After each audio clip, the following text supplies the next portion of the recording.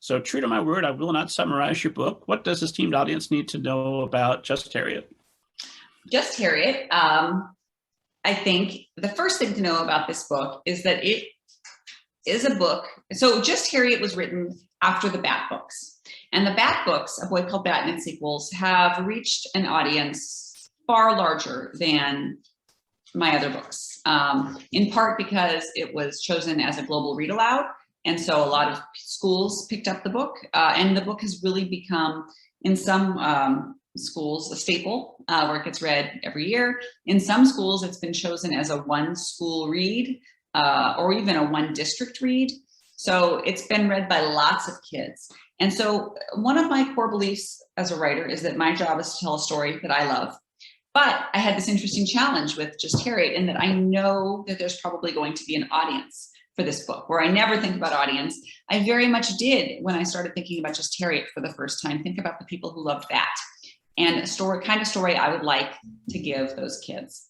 And what I love most about that is it is a story full of gentle, loving kindness that centers the really big emotions of childhood through one specific child's perspective. In that case, Bat is a kid with autism who loves a skunk. And so the big questions of neuroatypicality and parent-child relationships and friendship is all filtered through his perspective. And so I wanted to write a book that did that, but differently.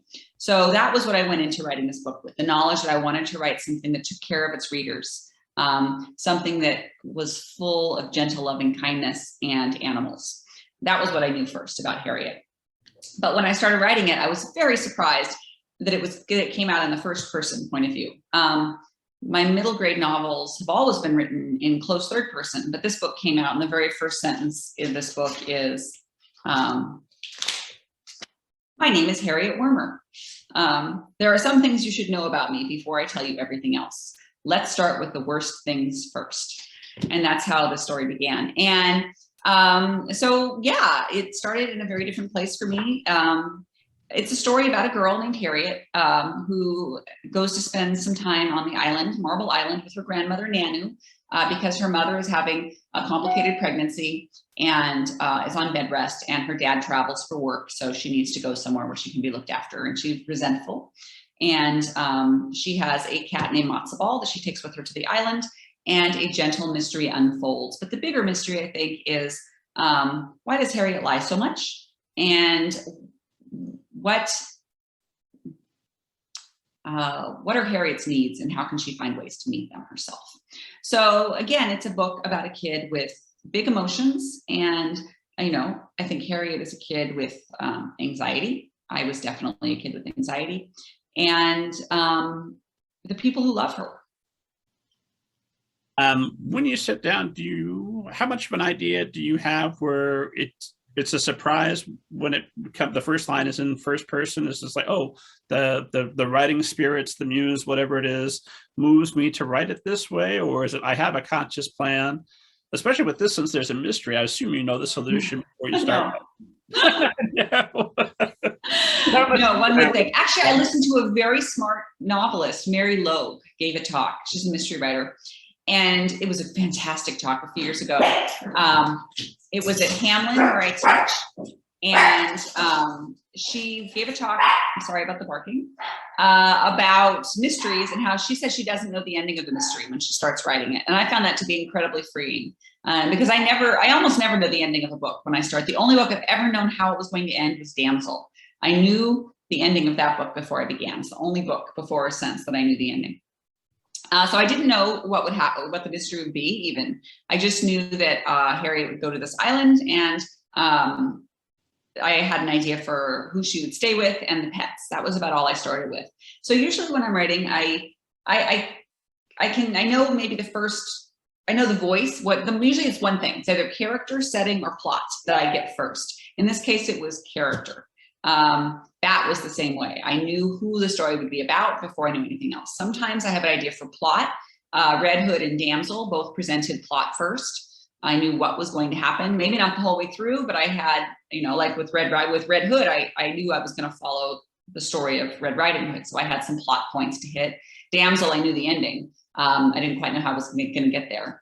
And then sometimes it's setting, like Far From Fair and The Question of Miracles are both books where I knew the setting first before I knew who was going to be in the story or what was going to happen. And so then whichever thing presents first, that's the thing I follow. And the other things show up along the way. So in this case, as I followed Harriet and just listened to her delightful voice and was tickled by the lies she told, other things started to arise that turned into setting and plot. Yes, now I am not a mystery writer. And so this was a really scary thing for me to attempt, is to write a mystery.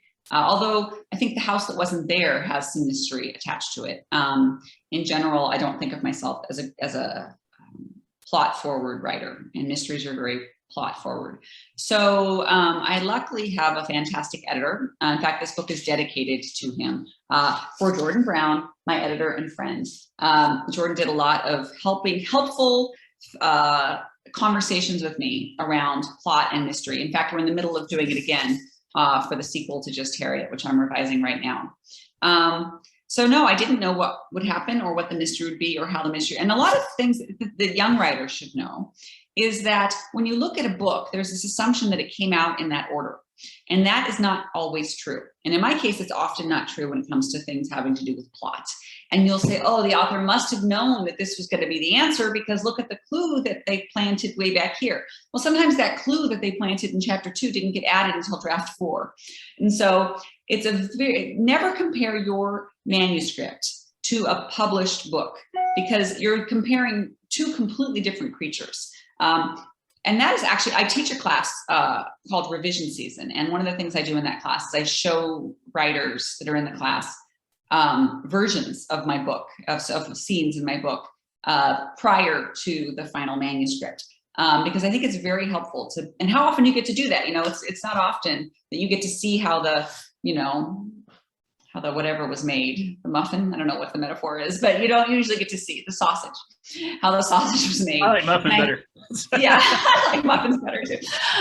So I just think that that's something I really struggled with as a kid. Was I knew I wanted to be a writer. I didn't think I was a writer, which I was wrong about. If you want to be a writer and you're writing at all, or even if you're reading and thinking and imagining and asking what if, to me, you are a writer already.